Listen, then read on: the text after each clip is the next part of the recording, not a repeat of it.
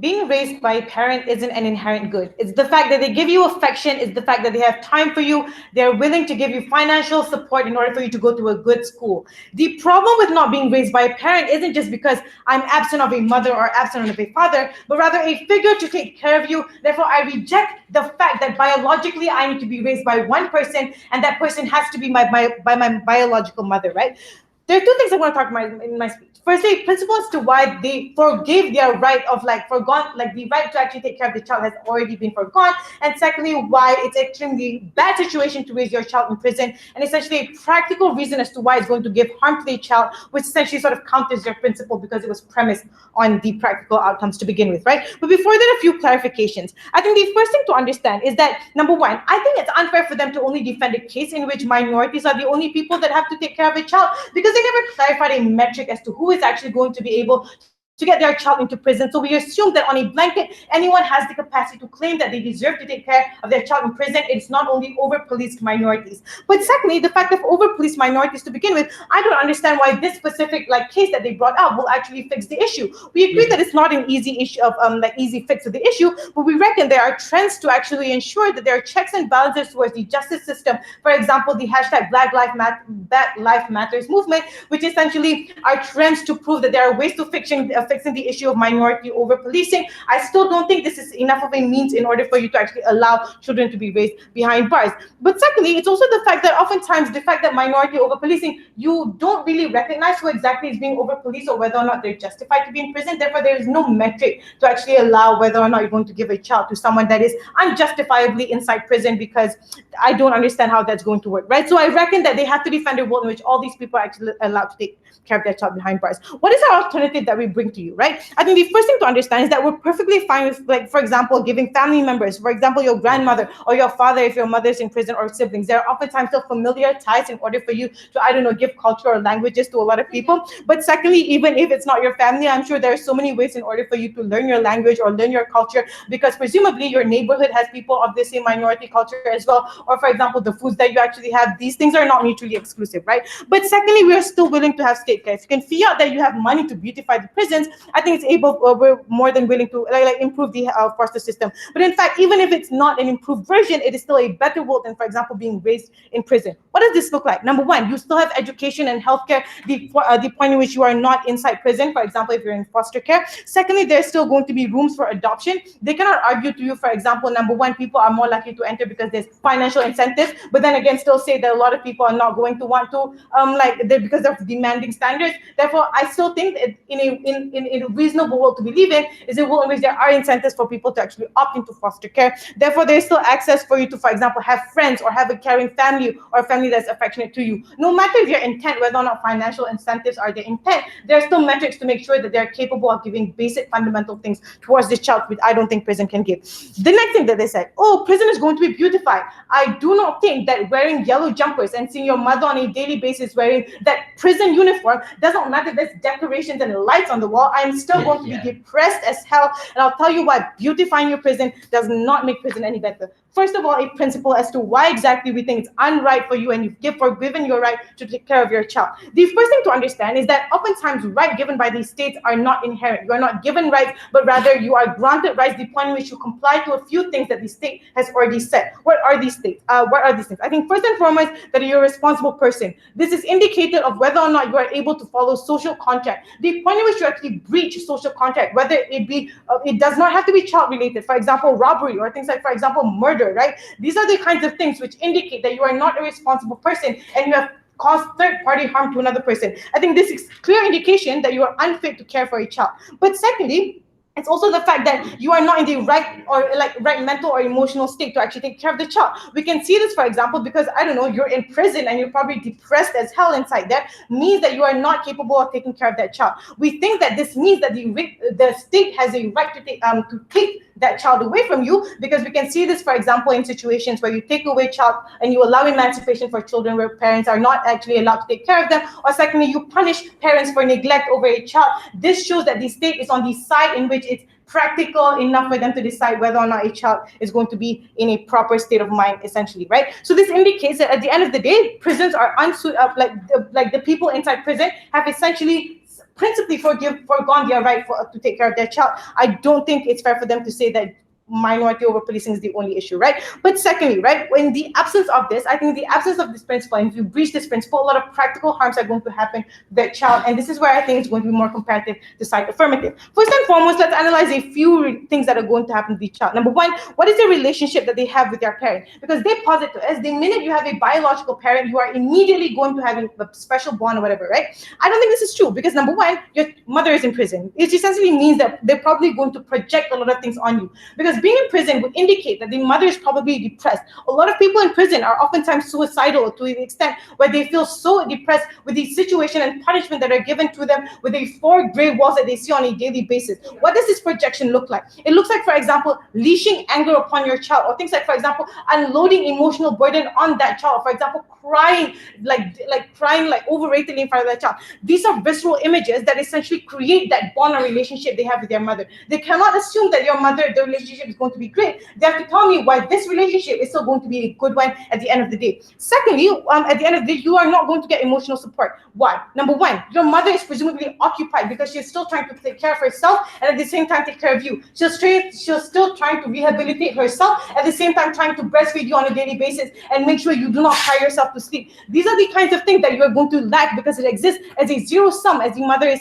prioritizing herself and you at the same time. Secondly, oftentimes this child will actually face neglect because they posit to us that they will have abandonment issues. I argue that that is not going to happen in a world in which there's foster care, because at the very least, support and emotional support happens among friends or your foster family, or essentially happens from the communities around you that are not affected by the fact that they're in prison, but rather are still healthy and happy inside their normal lives. In a world in which you are in prison, you are more likely to be abandoned by your mother emotionally, and she's unable to care for you. I think this is extremely harmful. Secondly, the child's emotional and mental state. I think the first thing to understand is, what do they witness in prison? Although you can beautify the prison and make it look like a resort, what they see is oftentimes the fact that people are in isolation, and they see the sort of outcomes of what happens when you stay in prison too long. You see those prison attires, you see 4 walls blocking your mother from going out. These are the viscerality of things which plays into the psyche of a child, which means that they are more likely to grow up depressed or going through any form of mental health issues because of this viscerality, right? Especially when you see your mother being punished on a daily basis,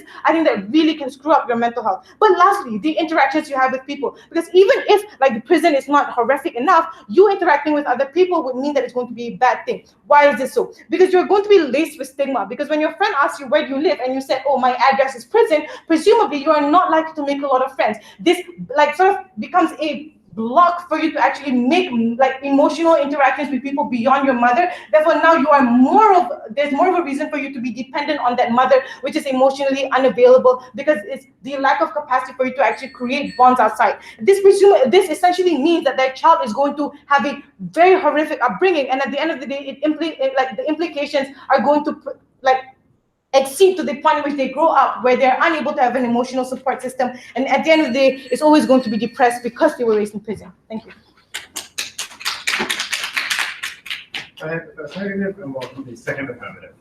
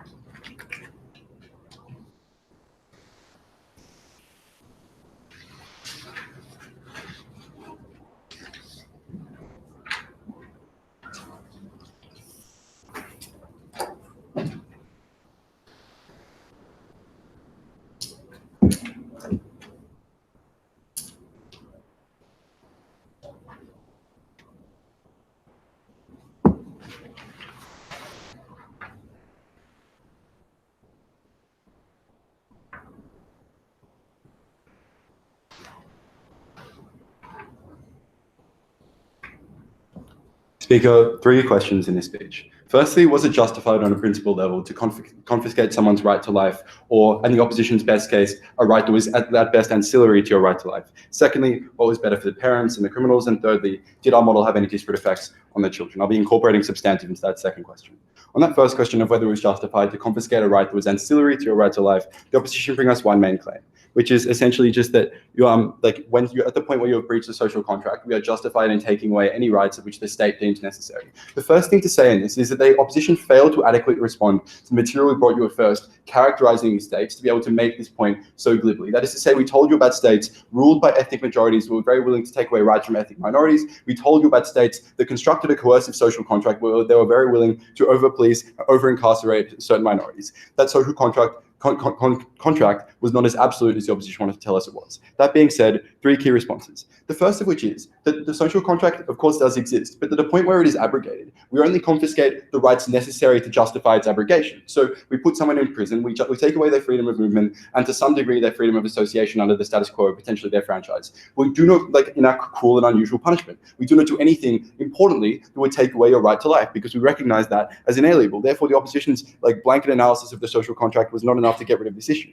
The second thing to say was that the opposition's analysis dismissed a bit too glibly all the analysis we brought you about over-policing and about over-incarceration. That is to say, to the extent that those phenomena existed, as the opposition argued that it did, it meant that that social contract was inherently unjust, because some people were being unfairly prosecuted for breaches of it they did not commit, or breaches of it at disproportionate rates to other communities. The last response to this material is just to say that the opposition ignored a lot of the material we brought to you about why this is not only ancillary to your existing right to life, but about how the logical extension of this principle is truly repugnant. That is to say that if the opposition wished to hang their hat in this debate on what is better for children and whether they see their mother in a yellow jumpsuit in prison, we would say that they would also support things like not allowing poor people to have a right to a child, because that means they'll be raised in a poor community that may be even worse than children, that may be even worse than prison, or they would take away the right of a person who is differently able to have that same child. The opposition either had to stand by a truly repugnant principle in this debate, or they had to forfeit the principled issue entirely. Moving on to the second question of this speech, what is better for the people being incarcerated, i.e. the parents? The first thing the opposition tell us here is that only the quality of life that your parental figure guarantees you is important, and the fact that you're being parented by your biological mother or father or whatever it is not important. A couple of responses to this material. The first thing to say is that we actually claimed both of those things in this debate. The first of which, and so that is to say that we claim that you get worse quality of life in foster care than you would in prison, or if you were raised in the neighborhood you came from, potentially a poor neighborhood. That's because the incentive structures in foster care meant that not only are the people accepting these positions as foster care parents probably people who are not economically well off and don't have the emotional will or economic power to take care of you, but also they have no will to invest in you significantly emotionally, because they know they'll have to give you up, and no incentive to send you to a good school or anything like that, because they know they've given you up, and it's very easy for them to justify to themselves the fact that you've come from a family with an incarcerated parent and therefore not take care of you very well. The second thing we told you is that we actually get better quality of life even under the alternative, in that we are putting a better quality of life, in that we are able to fiat an amount of money in this debate, basically take it away from the foster care system and put it towards improving prisons, radically increasing the quality of life in there, and actually improving it in proportion to the quality of life they would have enjoyed had their parent not committed a crime and had they been raised in the potentially poor community from which they've come. The next thing to say on this was basically to contest the opposition's argument that quality of life, the material things were all that mattered. So we told you that an emotional connection to someone also mattered, and we told you that connection is less likely to emerge when you have a foster parent who is less invested in you and has potentially less time to spend with you. We also told you about things like how normatively in a society in which being parented by your biological parents is the norm, taking away excluding someone from that norm is a tangible harm we could bring to you, which the opposition neglected. We also told you things like things that ostracized you from your cultural connection. The opposition tries to contest that in a number of ways. We thought that at the point where you were ostracized from your community because your parents had committed a crime, at the point where it was so much harder for you to find out about your community from reading books and Wikipedia articles than it was from your parents, and at the point where you would never approach even closely an understanding of your culture and your language when the state was repressing that culture and language, meant the opposition could not claim those as equal under their side of the house. It was therefore clear that it was not only the quality of care that you received from your parents, but also far more emotional things. That being said, we proved to you we got both of those. The next thing the opposition tell us is that they can fiat under their side of the house basically power to improve the foster care system enormously and basically make this debate even. The first thing I'll do here is introduce some substantive. So why we get political capital to greatly increase the quality of our prison care system under our side of the house. A couple of reasons why that's true. It's first because children are incredibly sympathetic actors, especially when they're meaning that it is far easier for the government to or far more justifiable for them to allocate money to better a system that is predominantly caring for them. The second thing we'd say is that the government cares largely about recidivism and does their best, although potentially in a misguided way, to attempt to reduce that. But at the point where we can prove that a greater connection to family or a greater connection to culture or not ostracizing people from the people they care most about helps reduce recidivism, we feel it's quite easy to persuade the government for longer term reform to the prison care system the opposition could not claim as mutually exclusive in this debate. And the last response here was that our redirecting money from foster care sets a precedent for that kind of reform and reform of the prison care system in general, independent of our policy. But the second thing to say here was that there were inherent problems in foster care, which meant that you could definitionally never get the same quality of care on the opposition side of the house, meaning that there were simply fewer people who were able to take care of the children, because you would have multiple children allocated to one house. Meaning that the kind of emotional care and kind of economic care that parents provide would be even worse. Let's move on to that last issue, having established that the opposition cannot claim to defend criminals and we can in this debate, and we can claim to do the best for children. So the last issue of what is best for parents. The opposition tell us one main thing, what is best for children? The opposition tell us one main thing, which is that seeing parents and children, seeing your parents in prison is innately bad. There are all these things associated with being in prison that will inherently undermine your relationship with your parent. The first thing to say here is that seeing your mother in a jumpsuit once a week is still better than not seeing your mother at all, or still better than being locked in a foster care child home with a number of other children who you feel no emotional connection to, with parents who invest even less time in you than your mother can in that 1 hour a week or 2 hours a week she's able to spend with you. We feel that the kiss on your cheek that your mother plants is more important than a month that you spend in foster care in terms of the care that you receive. The second thing we'd say is reinforcing what you're set up in terms of this being a choice, meaning that if a mother was aware or a father was aware that they're emotionally unstable or depressive, they retain the right to opt out of our model in choosing to give up their child. What we are doing is enfranchising those who wish to do so to have that right to look after their children if they so choose. The next response was that the opposition, we thought, were being far too narrow in their conceptualization of the kind of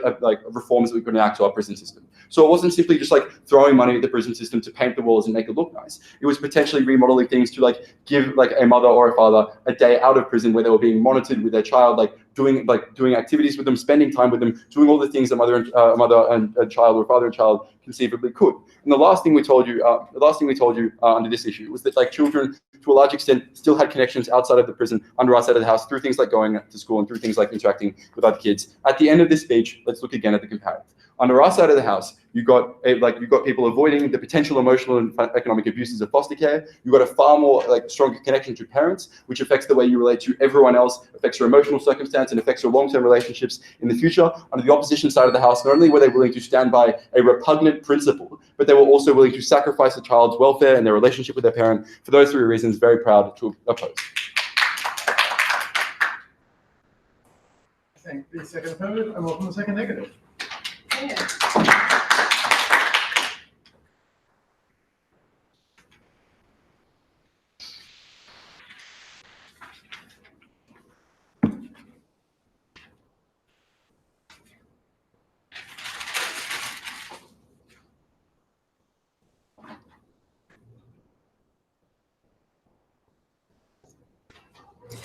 Affirmative was extremely flippant in the mechanism of how they're going to enact this particular policy. We think that initially, we presume because of the lack of the analysis that they gave, was that the child will continue to stay in that prison with the mother every day, because I think that's the only way that you're going to be able to get that emotional connection with that child. Then comes along second affirmative, right? When second affirmative said that, you would see your parents once a week. I think that's status quo. It's called visitation. I think that parents are fine enough to see, children can see their parents once a week on those visitation things, right? And then they say, it's changing things like being able to take that child out and go outside, right? I think that if that's something that can still be achieved under visitation, and that's something that we could go up. But that also means that if that person is stable enough in order to receive parole or has shown like good enough behavior, and then that would be something that happens in status quo. Anyway, then let's look at where their money comes from in improving this particular prison system, right? They say we initially thought that it would come from an external source or whatever, like a third source where you improve that system. That's why we said if you have enough money for you to improve those particular prisons and to provide like the resources for the education and all that kind of stuff, we think that that can also happen in our world, because if they posit to you that children are a sympathetic cause, we think that that also applies to foster care, where children are also in foster care, and it is also equally a sympathetic cause. But then they told us that, you're taking it away from the foster system. And I think that that's extremely terrible, where you punish kids who didn't have parents who were individuals who are in prison, who probably had their parents die in a burning house. They also get money that deservingly should go to them, taken away from them. That is an abhorrent principle that they're running in their own. They have to defend why is it legitimate for them to take away money from kids who need that money as well, right? So let's look at that money as well. We think mechanistically they're already out of this debate because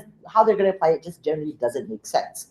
Let's look at the principal clashes in this debate first, right? About the things that they posited to us. They said that you, the principle that we brought to you is that if you are incompetent as a parent, and given the fact that you are in prison and you're probably going to be busy with whatever prison work, you're going to be busy with your rehabilitation programs, and just like the general conditions of prison not being like good for children, that is a metric of you being an incompetent parent, we would take away that child for you, and that is something that is completely legitimate. They said you cannot do that because that will also mean that you'll take away children from poor people. We posit to you, yes, we would. Right? Because we think that in status quo, that is also something that we do all the time. Where parents are individuals who cannot afford to take care of their children, that is when state takes over, and because I recognize that children are separate individuals from their parents, and they should deserve their own rights, should deserve their own access towards a better life, and that's why states take away these children from those parents. So we don't think, in that sense, that principle necessarily stands. We also posit to you that your right of having, like, human beings having right is not something that is inherent, aside from right to like existing or right to life. We think that we grant to you rights as you can prove that you are a mature enough individual who can use those rights responsibly. Which is why we don't allow children to vote, to drink, to smoke, because they haven't proven that they are a moral actor who could act responsibly upon those rights. As you grow up, we grant more and more rights too. Once you break the social contract, because rights are based off of us agreeing with each other on what we can and cannot do, once you've broken that, that is when we think it is legitimate for us to take away those rights from you. But talking about rights, we think that there's a much larger violation of rights in their world, especially towards the child, right? Because in our world, we're only punishing the parent. But in their world, when you put this child to a prison and have a child grow up within those depressing prison walls, within the system where you have other adults who are scary and who are individuals within prison, and that is the only world that you end up knowing is the world within those prison walls, meaning that you are severely restricting the rights of that child who did nothing wrong, who is probably innocent to all of the whatever, who is completely innocent. You force them and take them into take away the ability for them to access a better life. What was the comparative that we brought to you in our world? We brought to you foster care. They posited to us that foster care is something that is terrible. We told you that given that there are equal market resources, we're more likely going to improve that. But they told you that foster care is terrible because you have one individual, you have few individuals taking care of a lot of children. You cannot necessarily get that emotional connection. We don't see why emotional connection, they never posited to us. Why is it important for you to have an emotional connection for you to grow up? We think that oftentimes what is more important is for you to have basic needs, for you to have food, for you to have education, and for you to have like ability to go out with friends and all those kinds of stuff, right? We also positively that we get emotional connections in our world and with other individuals, even though it may not be those parents. So there are substitutes to those emotional connections. But I told you that you're not going to get an emotional connection because money is the reason why people take into account like taking children, right? Taking care of children. We think that that's completely fine because the moment where you do not fulfill your responsibility that you are being paid for to take care of the well-being of that child, in instances of giving the emotional support, in instances of giving them good food and good nutrients in order for them to be able to have a good life, that's when we take away money from that. We would like to posit to you that parents may not always have the best interest in their child. Oftentimes with parents who do have children act in very selfish ways, right? Where they have a child, they push that child to learn things that they wanted to learn back in the day without necessarily considering what was best for the child. They impose their own identity upon that particular child. So we think that equally, if foster parents were to impose those things upon children, that parents will also impose those things upon children as well. However, the difference is that oftentimes foster parents, it is untrue that they don't necessarily go unchecked. We think that the majority of them have to get some form of license in order to become a foster parent, have to go through some form of training in order to become a foster parent, and therefore we will posit that foster parents are a way larger capacity to take care of these particular children as well. But foster parent wasn't our only alternative. If you do buy that emotional connection is something that's important, we think that you would probably, and also this culture thing, right, that they talk about, your foster home will probably be within that community. And we think that even if you were separated from that community, you go back, you can see like other African Americans as well, you can see other Hispanics as well, other people from your community as well. We don't think why culture is that big of an issue. Why that culture is that big of an issue. But even if it was, we told you that there are other people, like probably your uncles, your grandparents, right? Your siblings who are already probably grown up. Those are also individuals who would care for you and who probably have a larger capacity to take care of you. That was the alternative that they never engaged with. I think that if we're going to engage with it later, that would be a bit too late. Then lastly, they talked to you about this minority communities, right? Given that their main issue, that their entire case was contingent upon the idea that there is a disproportionate effect, catching minority communities. Sorry for the ESL, right? So I think that in that instance, they don't necessarily solve that situation either. We think that that situation is comparatively better solved in our world because a lot of the people who are fighting against unfair incarceration of African Americans are the children who their parents were caught unfairly, are the individuals within those communities who were affected severely by this disproportionate incarceration. If these individuals were forced to go into that system as well, to grow up in a prison, which I would presume is like you raise a kid, that would be raising them to the age of 18, that would mean 18 years of their life only knowing the prison and only knowing what a prison is like. Meaning that it's extremely unlikely that you will go out into the world and have the capacity to change whatever oppressive structures within society that cause that particular incarceration. So they don't necessarily solve that. We think that that problem is better solved in our world. For the better life of these children and for the better life of those individuals within that community, vote negative. Thank the second negative speaker and welcome the third affirmative speaker.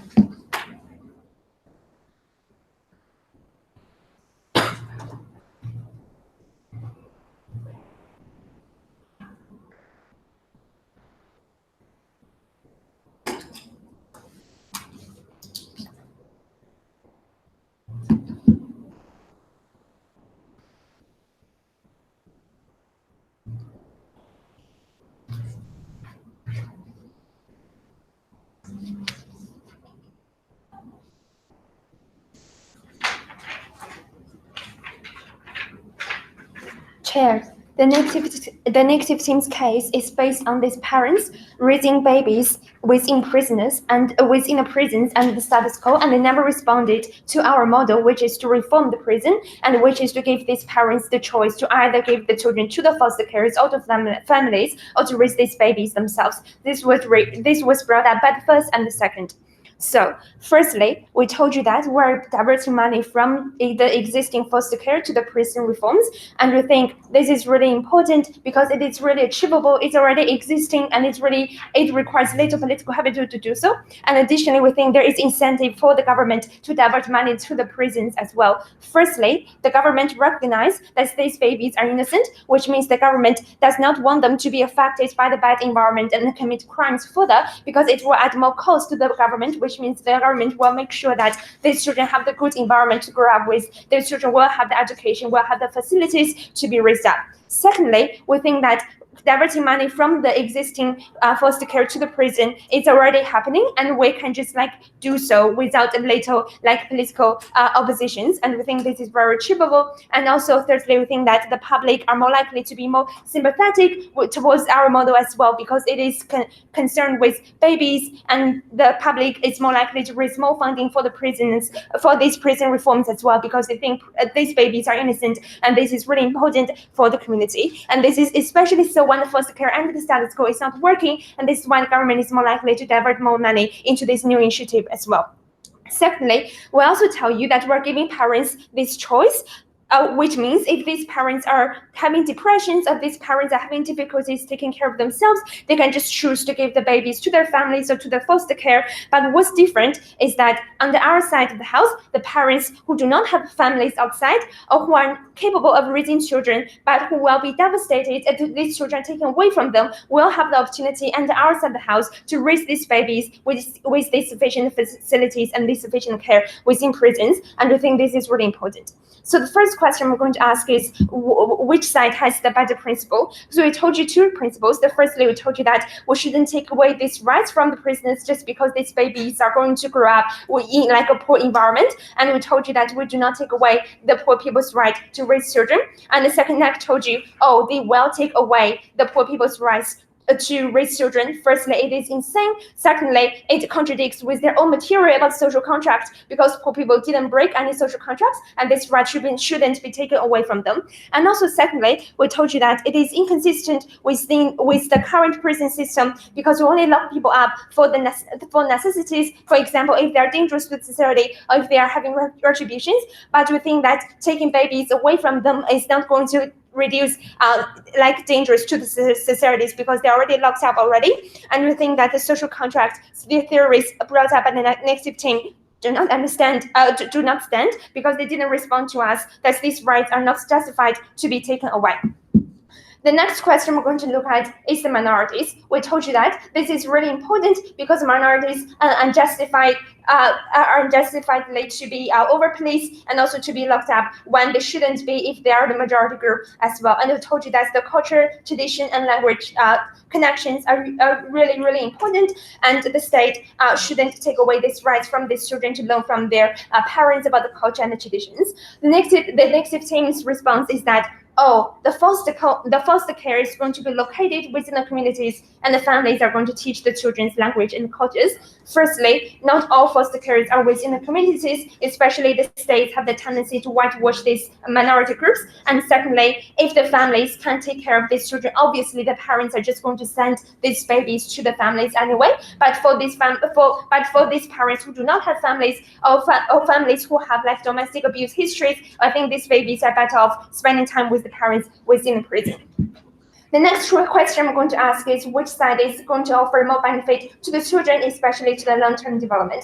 We'll give you several reasons about why the foster care is bad. Firstly, we told you that they usually do it for the money and they have no incentive to really care for the babies. Secondly, they're not their own children, which means intuitively they're not going to invest as much into these children as their own children. And thirdly, they recognize that these children will one day be gone. They will be taken away from them and be given back to their own parents, which means there is no incentive to foster connections with them because these children will be gone one day as well. The response coming from the negative team is firstly, these parents still have families. We already told you that if they have families, these prisoners can just choose to give the babies to the families anyway. But for these prisoners who do not have families, it is better off that they can raise the babies themselves.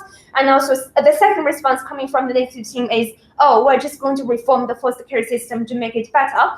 first response, we think that given that under the status quo, we are already pouring money into the foster care, but the foster care under the status quo is not working. We see children growing up to have mental issues, to be rebellious, and even to go missing. We think that given that the existing status quo is not working, it is unlikely for the government to be able to attract more funding, given that it is already failing and people are more likely to not be willing to give money to a failure project. And also secondly, we think that even if you can have more money, we think that the government can only impose objective criteria to these families. For example, giving meals or giving them a bed or providing them with education school facilities. But the government cannot impose subjective criteria. For example, giving love or attention or care to these children, because this cannot be measured, which means the standards imposed by the government is probably going to be low. And also thirdly, even if the government can impose these subjective criteria, we think that it is really hard for the government to monitor these criteria, because the government has to come in every day to check in if we are saying good words to the children, if we are petting them or whatever. And we think this is going to be a massive intrusion to the private life, and the government is unlikely to achieve this. So at the end of this point, we think that the foster care is unlikely to be reformed in a better way. And in this case, it is better for us to divert money to the prison to make the prison better. We also told you that it is so important that children can have the connection with parents, because they can receive love and care from biological parents, and also if they lose connection from the parents from very young age, they probably will feel abandoned. They probably will feel they are not loved by the parents, or they are ashamed of the situation. And we think this is far worse than having being raised up in the prison. The response coming from the negative team is that firstly, they're going to see these parents wearing uniforms. We think babies don't know which uniforms are prison uniforms or just usual clothes, because they're usually just very little and they do not have the ability to recognize they are in a prison. And we think that the most important thing is they are receiving love and caregiving from their parents, and this is more beneficial for their long-term development. The second response is, depressing parents, or the parents cannot take care of themselves. Again, parents can just give these babies to their families or to the foster care if they cannot take care of themselves. And third response is, these babies are going to spend 18 years in prison. This is never in our model. Of course, when they're reaching the school age, they will be sent to school. And we're just the topic is we're raising babies behind bars. We're not keeping the children's entire life behind bars. So I think this is a mischaracterization of our case. So I think at the end of this issue, it is really important for these children to have these connections with the parents. And also we think that being inside the prison is probably very similar to being in a very overpoliced ethnic area when there is constant gun fairs or other bad things happening as well. And I think as long as we can get care and love from our parents, and as long as we have the capacity to reform the prison, we can make it so much better. Very happy to engage. I think the third affirmative part speech, and now welcome the third negative speaker.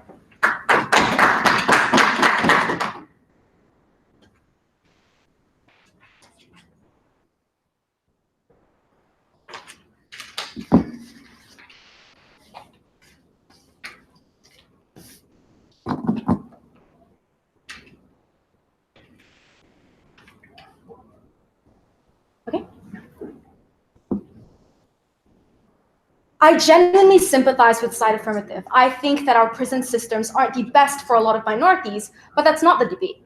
In this debate, it encompasses minorities and also white individuals or other parents who exist within the criminal justice system. If they limit it to only minorities, I don't think it's fair and uncharitable towards the characterization that came from the opposition. So what will I be doing in my speech? Number one, I'll be telling you what are the impacts of raising a child behind bars, what do they see viscerally, and how do they conceptualize this in the long term? Number two, I'll be comparing to you what is the quality of life in prison and also in a foster care system that they so want to paint is such a horrible thing within status quo. But the first thing that I want to frame out is this thing in regards to this minorities argument, right? The only thing that they wanted to posit to us is things like we have over policing in certain areas, or the fact that there's lack of oversight within the prison system. I think that this is a problem solution mismatch, considering the fact that already responded by our first speaker, we already have discourse in regards to trying to reform the criminal justice system, like the Black Lives Matter movement. We already have Black judges within the Supreme Court in order to ensure that individuals aren't wrongly prosecuted.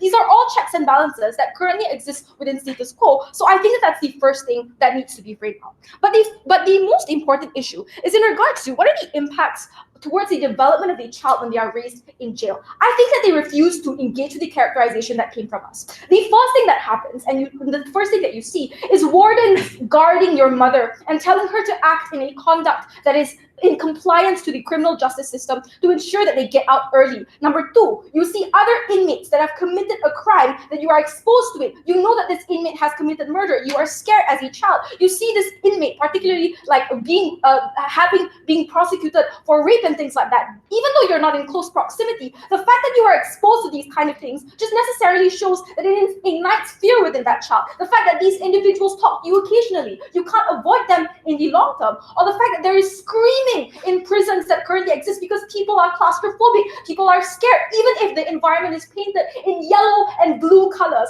All of this just means that the horror and the emotional trauma that you inflict on a particular child doesn't help in the mental health and development of that particular child. Also, I think that it's difficult to really integrate socially. I think this child is more likely to be socially inept, considering the fact that they will always be surrounded by individuals who are scared within this particular circumstance, individuals who may want to be rehabilitated within the criminal justice system, but they are in fear of what is happening to them when these wardens come into play. I think that it is a zero sum. You will never be able to have improvement towards the criminal justice system if you allow the child to get in, which is why I'll be engaging in the second issue in regards to the political lobbying argument. And this is in regards to how they try to engage with our argument. We told you that if in their world they can fiat resources in order to reform the criminal justice system, we can also have those kind of things with political capital. We can get resources through things like lobbying on social media, UNICEF saying that we should funnel in our resources towards these kind of orphanages. The fact that people acknowledge that children are vulnerable when they come from orphanages, the fact that they don't have the kind of social, they can't have the kind of social connection with their parents. I think that these are all things that currently individuals check on these particular orphanages. The fact that there are also state individuals, state officers coming up to check out the orphanage to ensure that this is a good place for that particular child are all things that currently exist within status quo. I think that the public is also empathetic in our world. I don't think we necessarily can reform the criminal justice system right now, but we can focus our resources in helping the children. But even in the worst case, right, where individuals are in an infancy stage of entering into an orphanage, why is it still better in our world? Number one, the fact that you are exposed to social interactions with other children. You see other children who will also come from family backgrounds that their parents are also in prison. You have discussions with them. You try to engage and try to understand why their parents acted within a certain way. Number two, you are also exposed to things like basic education when you go to a normal school, and you also have interactions outside of them. The point of the matter is that emotional support does not exclusively come from your parent. They come from your teachers, they come from your friends, and they come from other family members if they currently exist within status quo. So the best case in the side of affirmative is in regards to having that child form an emotional connection with the mother. But I think that that worst case also leads to emotional dependency on that particular parent who doesn't necessarily have the time for you, because that particular parent also has to go through the rehabilitation process. They have to go through counseling. The fact that they also have certain times of the day where they have to eat to themselves. These are all things that the child has to see within prison systems. And the fact that when you're emotionally dependent on their child, it is less likely for them to talk to other individuals about it as well, because they think that in that particular moment, my mother knows me the best, and I don't think that you allowing your mother to become your sole emotional dependent individual is going to help that particular child. Maybe in our world, the worst case is you feel slightly abandoned. You might have hatred to the fact that your mother had committed these things and therefore she's further away from you. But the difference is that you find support structures elsewhere. Or the fact that you can also engage with your mother with things like visitation rights, which is status quo that they conceded. The fact that you can see this individual once a week. Also, another thing I'd like to contest in my speech is in regards to these particular individuals having the time to spend time with their kids outside of prison. That's not true. That only happens if you are granted parole. And insofar as you're not granted parole, you will never be able to get out of the prison system and have a good time with your child outside of that, right? So, number two, another thing think that the reason why they say that foster care is bad is because you can't have emotional connection with your foster parents. Number one, I don't think that's necessarily true. You can still gain some form of emotional connection because that means you can move forward towards how you want to explain yourself towards your foster parent. This means that the development of relationship exists over periods of time. 1 week isn't necessarily enough for a mother to develop that kind of emotional relationship, but a foster parent can be able to see those kind of things when they're really there. But even if we don't get forms of emotional connection, John and Hannah already told you, number one, the fact that when you are in a foster home, that means that there are other support structures that currently exist with you. The fact that you can also discuss with other individuals in status quo just ensures that you will be able to be palatable towards these particular individuals. I think that the few things that they refuse to engage on is in terms of how individuals are responsible in exercising their right. Insofar as they are not responsible, the fact that poor people have to steal in order to make sure that their child has food on the table is actually not an individual that is responsible enough to take care of their child. They didn't have the resources to take care of their child, and I don't think in that particular circumstance they are the best actor to ensure that the development of the child is continuously possible. I also don't think that the kind of interactions that you would have with your parent is the best thing that would exist when you're in prison. Like not engaging with Hannah's speech, they refuse to say that, number one, when you have interactions with your parents, the fact that your parent is depressed, the fact that they feel like they are confined within a certain space means that they are more likely to lash out to that particular child.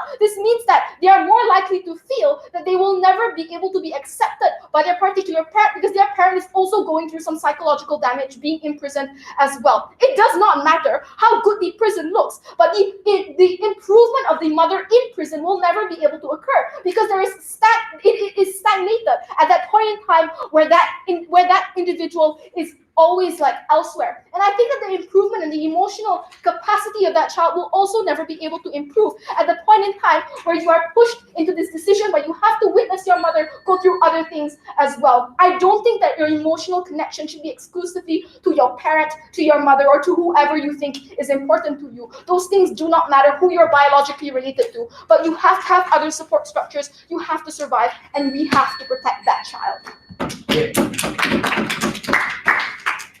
I thank the third negative and welcome back the first negative to give the neg reply.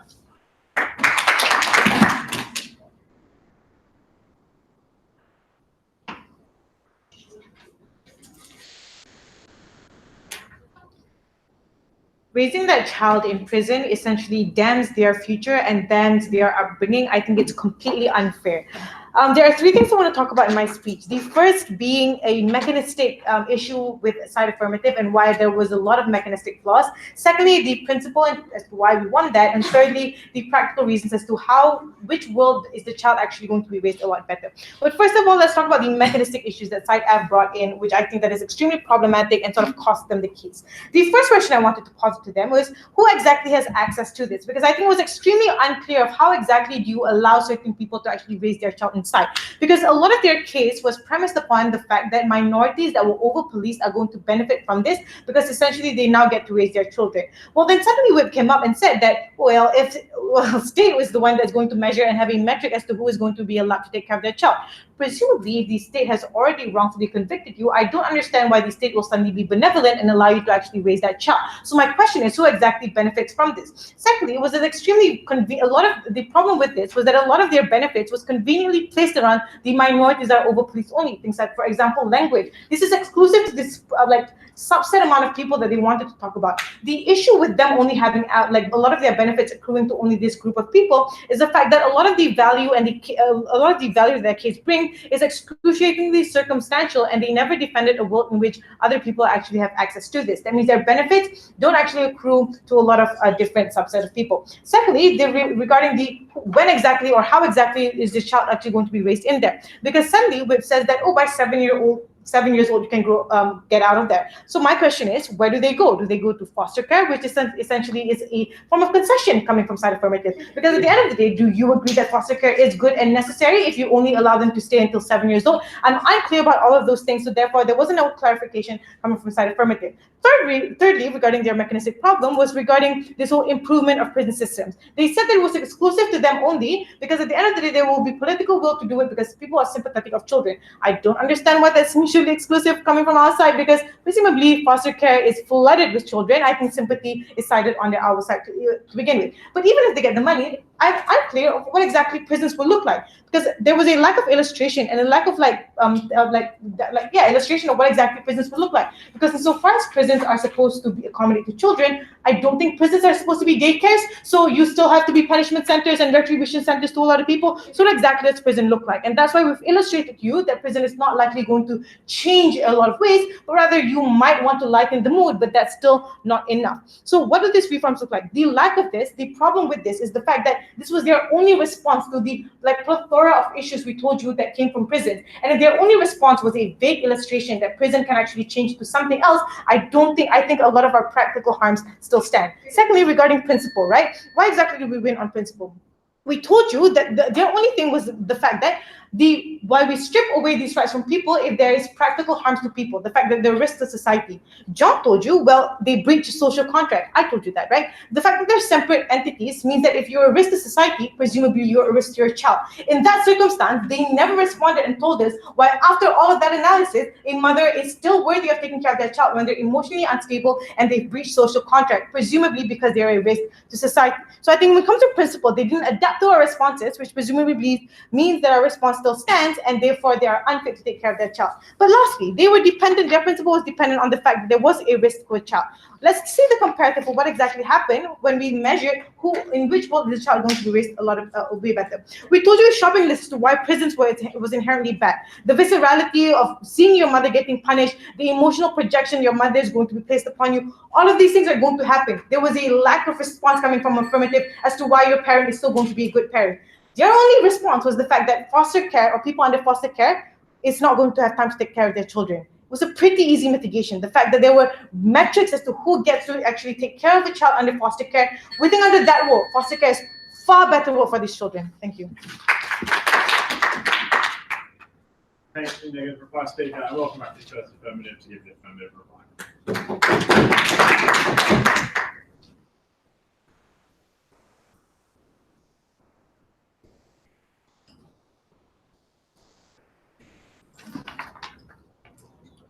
There are two questions in this debate. The first is, in what instances is it legitimate to take away a person's right to parent their biological children? And the reason we're starting here is because it's the fastest way for us to win this debate, because it was here where we demonstrated the status quo was one which was incredibly inconsistent and unjust.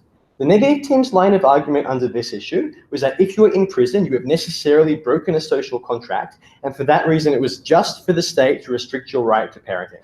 We had two responses. That firstly, it relied on a mischaracterization of who the majority of people that ended up behind bars were. That in many instances, it was minorities who were the victims of disproportionate policing or people who have committed crimes of desperation. And the negative team never made the link between having to steal to survive and being unable to competently parent your child while you were behind bars.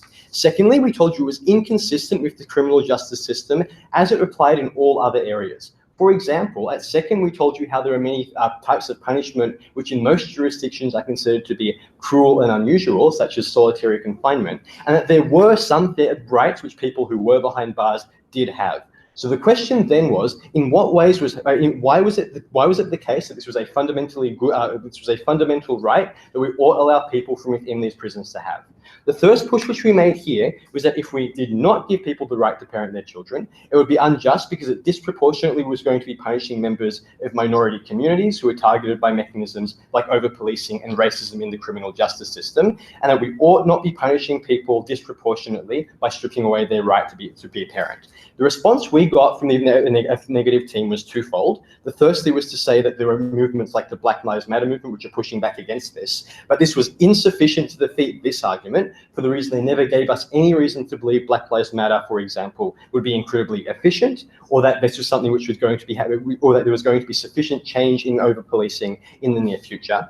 And the second line of argument which they tried to make was to say that, well, maybe this is inconsistent on our side because we were extending this right not just to minorities, But again, this cannot win them this point because we can still claim the benefit to minorities, which we pushed. Second thing which we said though, in terms of why this is principally good, was that we felt that it was inconsistent with how we take away or when we allow people to be parents and when we don't. For example, we would not we demonstrate that we would not restrict the right of somebody who was poorer to be a parent just for the reason that they were less able to give their child a lavish lifestyle. So having given numerous plausible reasons why the status quo is incredibly unjust or immoral, I'll turn my attention to the second question, which is which team best provided good development outcomes for these children?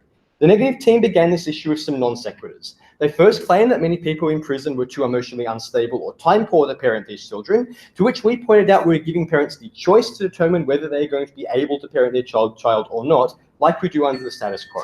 But perhaps their better line of argument was that spending time in the prison environment would harm a child's self-perception. We had two responses here. Firstly, that would put significant resources towards things like the beautification of prisons, educating parents, and improving prison facilities. And that secondly, secondly, many of these harms were ones which occurred on both sides of the house, a response which we gave you a third. For example, that is to say that if you had a parent who was in prison, you would likely feel self-perception issues on both sides. So then what were the unique specific benefits we could claim on our side? Firstly, it was an alternative to foster care, and notably the response they gave to our foster care argument, which was that we could use the government fee act to improve it, was preempted by our case when we told you foster care was hard to police, and that the reasons it was poor were unlike having a lack of money, and that secondly, we could prevent the second unique benefit which we had to these children was that we could prevent psychological harms. And one example of this which we gave was abandonment issues. At the end of this debate, this was a negative team that resorted to model bashing and picking out flaws in our examples. We engage with mechanisms and overarching principles in this debate, and that is why we should win. Speaker and all speakers, first across the floor, shake hands, and then go grab dinner, as they said. And then by the time you guys get back here, we should be ready.